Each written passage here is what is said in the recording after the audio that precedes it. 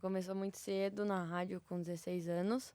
E aí depois já foi para Brasília, no Jornal Nacional, e daí para São Paulo. Esse ingresso no rádio foi uma coisa que eu posso classificar de acidental.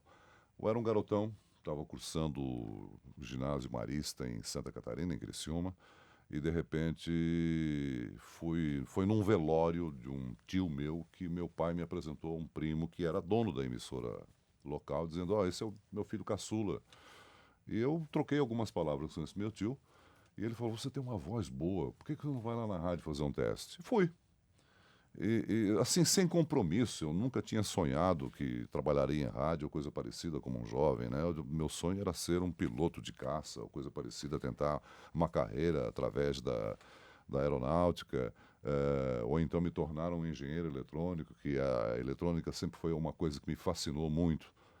E, de repente, eu comecei ao mesmo tempo que estudava, à noite eu ia para a rádio e recebia algumas dicas de como interpretar, como falar, isso ligado ao microfone, né? Eu lembro que foram 2 meses ou coisa parecida de instrução que eu recebia de grandes profissionais, de profissionais renomados da emissora, a respeito de interpretar um texto comercial. Mas o grande empenho e a grande fascinação ocorreu a partir do momento que me designaram para ser radioescuta. Esse foi o meu primeiro empenho em termos ligados ao jornalismo. E me fascinou a oportunidade, e a minha obrigação era ouvir a Rádio Tupi de São Paulo, a Rádio Globo do Rio de Janeiro, a Rádio Guaíba de Porto Alegre, que eram grandes emissoras que investiam em termos de jornalismo, onde eu pudesse, digamos assim, apanhar os destaques nacionais e internacionais e compor com o noticiário local. Paralelo a isso, houve, digamos assim, numa segunda emissora de Criciúma, a oportunidade que me ofereceram para ser o apresentador dessas notícias. Eu lembro que um grande profissional chamado Ézio Lima, que era gerente da rádio difusora, eu entregava o noticiário escrito para ele e ele falava: Não, vai lá, filho, você sabe fazer muito bem. Então isso aí me encheu de orgulho, me deu a oportunidade de investir na carreira. E depois de 6 meses de trabalho nessas duas emissoras, houve, digamos assim, uma demissão, né? Uma recessão no mercado de rádio em Criciúma. Eu tive a oportunidade de me oferecer um emprego numa rádio da capital. E como interiorano, a gente achava que a capital era o máximo, né? Eu não me sentia confiante e não fui estimulado pelos meus amigos. Acabei trabalhando 6 meses numa rádio em Joinville e depois de 6 meses eu estava voltando para a Rádio Guarujá de Florianópolis, uma emissora potente de ondas curtas, onde fiquei durante um ano, ou aproximadamente um ano, depois na rádio, primeiro na Rádio Diário da Manhã, depois na Rádio Guarujá, da qual eu pedi demissão para que naquela ânsia de vir para o Rio de Janeiro ou para São Paulo e trabalhar numa grande emissora, eu acabei me alistando no Exército. E fui parar em Brasília. Isso no ano de 1972. Fiquei confinado durante 45 dias no quartel. O primeiro lugar que eu saí para visitar foi a Rádio Nacional de Brasília, na qual eu dei entrevista e o gerente já queria me contratar. Eu digo: que maravilha, eu vi isso. Se você conseguir me liberar do serviço militar, eu estou aqui, já fico aqui hoje. Né? Na verdade, eu tive um atendimento, ou uma atenção toda especial dentro do batalhão da Polícia do Exército de Brasília, para que eu garantisse esse emprego. Eles me liberaram meio expediente do serviço militar. Então, eu ficava pela parte da manhã no quartel e no final da tarde eu ia para a rádio, garantindo a oportunidade, né? E fiquei lá até vir embora para São Paulo. Paralelo a isso, era a época do Médici no governo. O meu antecessor, na apresentação do Jornal Nacional lá de Brasília local, câmera preto e branco, né?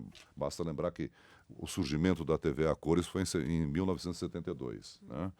Com a Festa da Uva no Rio Grande do Sul, foi a primeira transmissão a cores feita pela televisão brasileira. O meu antecessor no Jornal Nacional fez uma careta achando que tivesse em off, né, dizendo o seguinte: o Congresso Nacional reabre segunda-feira e vai ter muito trabalho.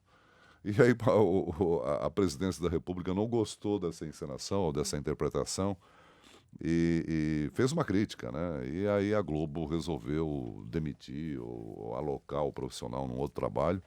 E eu acabei sendo indicado, né, como apresentador.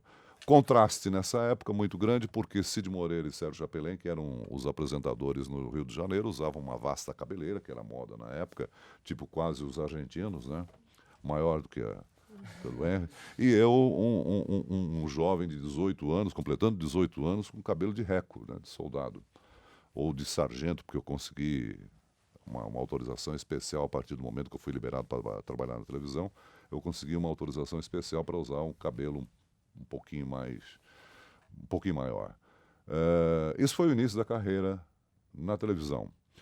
Só para você ter uma ideia, eu abandonei os estudos no Colégio Marista, e quando fui transferido em 75 para São Paulo, fui, digamos assim, convocado a fazer a faculdade de jornalismo. Na época, o sindicato exigia que todo profissional que estivesse atuando fosse jornalista ou estivesse cursando o jornalismo. Foi muito importante, apesar do aprendizado do dia a dia que a gente desenvolveu no rádio e no início da televisão, foi muito importante o diploma da faculdade. O que você acha do diploma obrigatório? Você acha que é uma necessidade mesmo? Veja bem, eu desprezei uma oportunidade que, na época, quem trabalhasse mais de 6 meses, eu acho que isso foi até 1971 ou coisa parecida, quem estivesse exercendo a profissão por mais de 6 meses poderia requerer o registro de jornalista. Eu acho importante que o profissional tenha o embasamento que a faculdade oferece. Porque a responsabilidade de um comunicador, seja ele um jornalista do setor impresso, ou da televisão, ou do rádio, tem responsabilidades extremas sobre aquilo que publica, sobre aquilo que escreve, sobre aquilo que divulga. E essa, digamos assim, essa noção, só mesmo as diversas matérias que você tem aqui dentro da faculdade que são importantes e te dão, digamos assim, o embasamento para que você seja um profissional de qualidade, competente e que possa ter sucesso na carreira. Quais você considera os possíveis papéis sociais que um jornalista tem hoje em dia? Olha, a imprensa, o jornalismo é a salvaguarda da democracia, né? Vamos fazer a seguinte análise. O que leva uma empresa de comunicação, pensando aí no velho modelo, né, a ter sucesso? É uma perfeita sintonia com os anseios e as expectativas da comunidade com a qual ela dirige a comunicação. Se ela não tiver em perfeita sintonia, ela é rechaçada, ela não vai ter audiência, ela não vai cumprir o papel dela. O papel do profissional hoje, do jornalismo, que seja trabalhando numa emissora, ou seja, num trabalho individual, tem que ter essa consciência, né? O equilíbrio de buscar, digamos assim, o que a sociedade se manifesta, o que ela reivindica, né? A gente não pode caminhar na direção contrária. O sucesso de um profissional, do trabalho de um profissional, está ligado a uma perfeita sintonia do que a sociedade exige. A sociedade é algo com constante transformação, né? Antigamente, a homofobia era uma coisa que até aceita. Hoje, ela é respeitada, né? Aliás, ela é combatida. Antigamente, ela era aceita. Hoje, ela é combatida. Por quê? A sociedade está em transformação. Os valores, as obrigações, as responsabilidades, elas não são estáticas, elas mudam, né? Então, você não pode ser pragmático ou dogmático no seu pensamento. Você tem que estar aberto e receptivo a essas mudanças que a sociedade se apresenta. Queria saber qual que é a sua posição com relação aos acontecimentos desse ano, em relação à postura de outros âncoras de emissoras.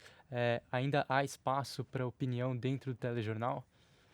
Olha, nós não temos uma sociedade tão evoluída como a sociedade americana. O comportamento das emissoras e dos profissionais, você vê nos Estados Unidos, a Fox, por exemplo, é totalmente republicana, né?